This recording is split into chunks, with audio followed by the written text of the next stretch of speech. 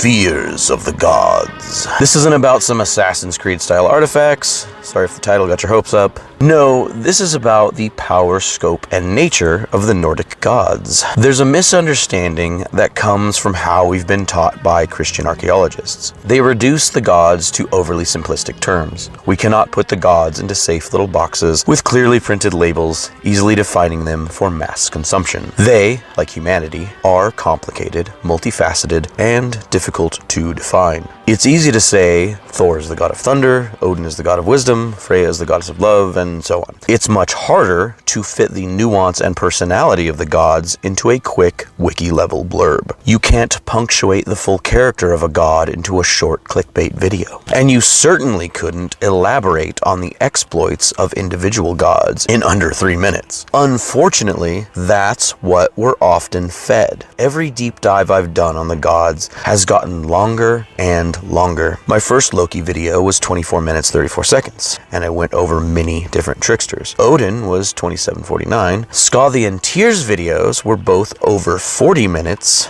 Thor's was over 50, and Hel was just shy of an hour and a half. I had to film her video in sections. The gods are complicated, and you will never fully understand them. You will never get a satisfactory answer, nor should you. The contemplation of these answers is part of your journey. Anyone saying they know without a doubt isn't looking beyond the most shallow reading of these ancient sources. Limiting yourself doesn't do any good in understanding such grand concepts. You can never know it all. But attempting to understand is part of the growth we need as both heathens and humanity. Always strive to look outside the box. The Christian overculture works in the affirmative. They give these hard definitions, inerrant concepts, and a black and white, easily marketable cosmology. God's there, devil's there, people in the middle, sprinkle some angels and demons in there, a feety saints if you're Catholic, and bickety bam, you know it all. Now here's 10 rules, don't do them or we'll spank you. Meanwhile, the Judaic world pulls out their hair in frustration at what we've done to their long cultural traditions. Seriously though, if you ever want to research anything remotely biblical, look up Jewish sources. The Christians don't know anything compared to the rabbinic teachings. But back to polytheism. Odin isn't just the god of wisdom. He isn't just comparable to Thoth, Hermes, Veles, and other gods of wisdom. These spheres are a 3-dimensional Venn diagram of multifaceted coverage. And he has things that make him uniquely different from these other gods of wisdom. Many similarities, sure, but many unique qualities as well. This is why I separate the archetypes from the gods. They may share the archetype of wisdom, but they have unique cultural differences that are distinct. Odin is a god of death, presiding over the Einherjar and placing hell in her realm. One of his epithets is Volfather, father of the slain. In fact, during my Hell video, I learned more about Odin than I intended. Like the waters of the underworld, in some mythos, contain the memories of the departed. This could be what Mimir's well is. Odin, a god of death, partaking in the lost memories of those that have passed into the underworld. Mimir, according to some etymology, may mean something like memory, but again, this is speculation based on research I've done. I may come across something next Tuesday that blows that theory to bits. It's a process of research. Constantly learning, constantly growing. Thor is simplified as a brute. Jotun are bad, ugh, thump. But he's much more. The Thunderers have a theme of defending the working class people. Gods like Perun, Shango, and Heracles all exhibit similar qualities, but Thor isn't a king like Shango or Perun. Odin takes that seat amongst the pantheon. Heracles doesn't have the thunderbolt, his father Zeus does. But he aligns with similar qualities, making him at least share the archetype of the Thunderer. Hero of the common people, defender, yet brash and sometimes dangerous. And his deeds helped shape the world, each god being unique unto themselves. It's also plausible that Thor has goats because of his connection to the Carl class, working class farm animals representing working class people. Even Sutek is technically a thunderer, despite Kemet not having rainstorms. Instead, he is a god of sandstorms, a unique quality to his culture, but still associated with the hooved beasts of burden. I've heard from Set worshippers that when Greece Macedonians annexed Egypt, they associated Set with Typhon, a god of chaos and father of monsters. This vilification still affects perceptions of Sutek today. Apparently, they even slaughtered donkeys in Egypt, as they were considered sacred to Set. Thor is also a protective husband, defending Sif after finding her hair removed by the trickster Loki. While Thor may seem simple to a reader not looking beyond the surface level, he encompasses a lot.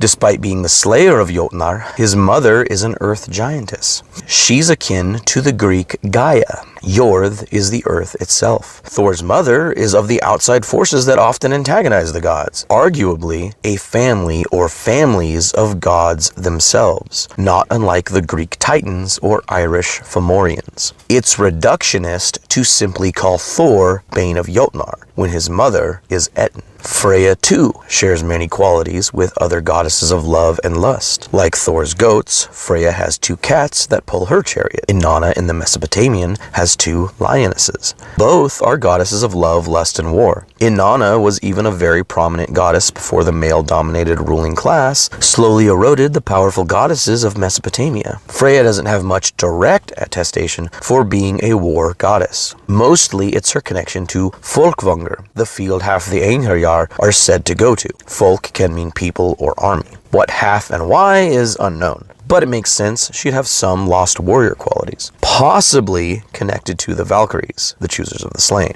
Valkyries also seem to share etymology with the Greek keres, spirits of violent death. The ancient world was big on your afterlife being connected to how you died. Likewise, those lost at sea would be with Ran, Aegir's wife, both of whom are sea gods and parents of the 9 waves. If, and this is an if, not a confirmation, but if Freya is connected to the Valkyries, and if the Keres are similar to them, then Freya's other name, Vanadis, also becomes that much more interesting. Vanadis means Dis of the Vanir, the family of gods Freya comes from. Disir, plural, are protective maternal spirits. Sometimes mothers in our family become Disir, a kind of ancestral protective spirit. Skadi, a Jotun goddess, bears a similar title, Ondrdis, meaning something like snowshoe or ski dis. It's plausible Disir were considered goddesses, or that Skadi and Freya have protective aspects. We don't know from the sources, but you can see how nuanced she is. One cannot simply stop at goddess of love and truly encapsulate the complexity of Freya. Like Thor, we see protective qualities or maybe even warrior aspects. It wouldn't be a far stretch to pray to Freya for either. I won't go over every god here, and eventually I'll do deep dives on all of them, but a lot of work goes into those, so bear with me on that. But one more just to highlight the nuance before my conclusion. Loki, the most controversial god in Nordic polytheism. Heathens love to disagree, and Loki is usually viral in those disagreements. Think about this. A god whose intentions are unknown, who's fond of getting his way, known to shapeshift and give false pretenses, who steals, banters, and loves pushing over a domino to watch plans come into fruition, and occasionally plays around with gender. I just described Odin and Loki. Both are trickster gods. In fact, Veles in the Slavic and Velenas in the Lithuanian are both tricksters in their pantheons, who share qualities with both Odin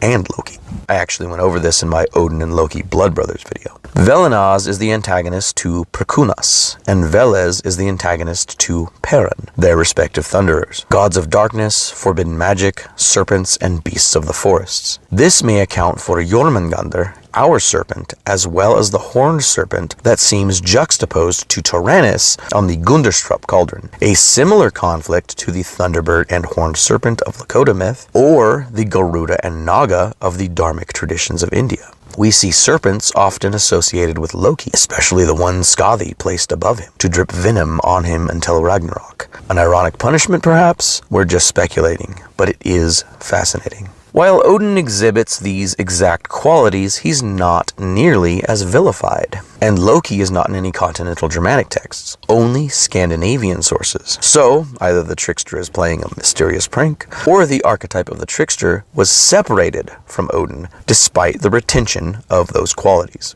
Allfather, a title of Odin's that could mean All-Father, but might also mean something like All-Orderer, essentially the one who creates order, which wouldn't make much sense for a chaotic trickster. Father, which Snorri associates with Olfather, means father, but it may be related to Old English fadion, to set in order. Dr. Crawford, Jackson type, actually has a short video on it. I've also seen Dr. Matthias Nordvig propose this theory. And Odin comes from Other, meaning passion or fury, as he inspires berserker rage, artistic inspiration, and maybe even the ecstasis of Seidr magic. Neither Loki or Odin can be reduced to simple terms of antagonist or trickster. In fact, if anything, other than a couple of stories, Loki is the lawyer of the gods, using the exact verbiage of those going against himself or the Aesir to make sure they come out on top. More often than not, he's in their corner. He'll always fulfill his exact words, but be careful those words don't have loose meaning. Exact phrasing is very important, especially when it comes to oaths. Loki, like any god, cannot be reduced to such simple terms. He can be both and so much more. Conclusion. We have to learn to be okay with open-ended answers. A big part of your journey is developing who you are, expanding how you think. Myth is not the story of something that never happened, it is the story of something that never stops happening. When someone says they know everything, you've found a liar. They're either lying to themselves, you, or both. As a society, we're so used to a preacher standing before the congregation and laying down an objective truth that we expect it. Part of deconstruction is unlearning expected infallibility. Why, after stepping away from inerrant faith, would we accept the word of someone peddling that same narrative with different books? It makes no sense. The gods are complicated, multifaceted, otherworldly beings. They don't fit neatly into any mold. No more than you or I can be fully understood within a paragraph. I can't explain your hurts, wants, victories, and loves within a quick, easy-to-digest blurb. Why then would a god fit the same way?